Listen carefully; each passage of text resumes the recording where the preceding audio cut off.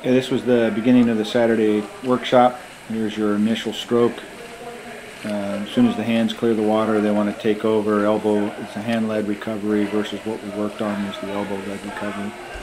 However, when you look from the side, you have a pretty much of a swinging arm, elbow out to the side, so we just needed you to relax on that hand and elbow. There's not very little bit of an elbow lift here in your initial stroke. Head position was good, but could have been down a little more. And here's halfway through the first day.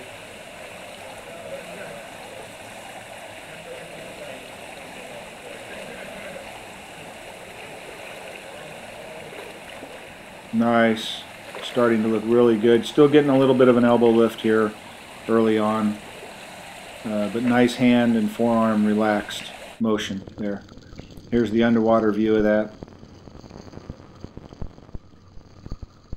Nice spearing angles. You just need to hold those spearing angles longer instead of allowing those hands to drift down and out of the spear angle, the initial spear angle. There, you need to hold that angle and hold it until you're all the way through the stroke.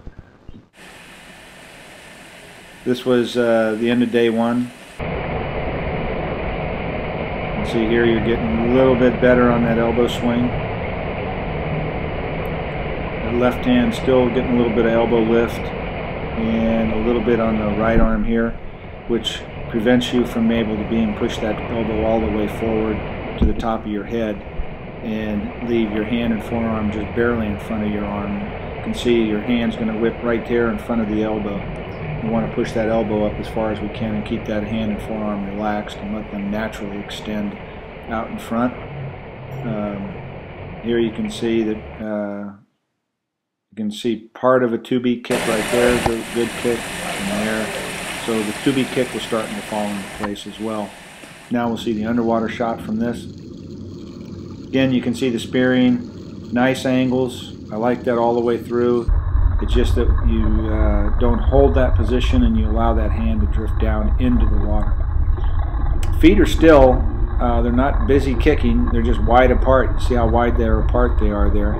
So working with a inner tube band around your feet for a while will help you keep them together and help you train for the feeling of them being together instead of being so far apart. Because you can see when they get so far apart, you slow down and your hips drop down into the water. Right here you can see the feet are coming apart, the hips are dropping.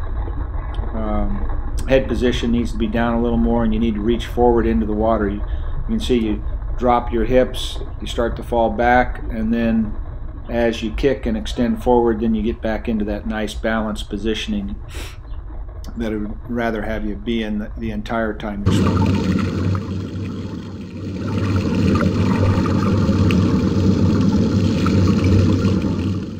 And this was day 2 at the end of the clinic. You can see much more relaxed hands out and forearms. You're actually getting the elbow pushed up a little bit further, but you're not able to completely get it through because you're still getting a little bit of an elbow lift. But the elbows are being able to push forward more up to the shoulder line before the hand swings forward. But you can see that you're kind of stopping that elbow push right about where your shoulders are, and then you let the hands take over and extend the hands forward rather than continuing to push that elbow forward all the way up. Nice positioning on the head during the breath. You can still see you have that big scissors kick. So again, the bands around the feet will help that issue and keep that surge from happening where you speed up, slow down, speed up, which then shows in the underwater portion of where you actually go from balance to swimming uphill, balance, swimming uphill.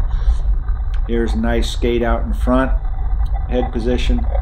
Slightly up, but that's a good position there. Head's down further than it was initially. Just need to hold that skating arm out in front instead of letting it drift down. You can see it's starting to drift down now. Need to get in the habit of holding that in that skate position. And then just working on that kick, keeping those feet together the entire time. You'll see some big improvements to your balance and the flow of the stroke. Doing this really creates a lot of drag and resistance, which causes them to slow down and the hips to drop, as I discussed earlier. But did a really good job over the 2 days. Continue to do the drills and improve, and maybe we'll see you in a little bit.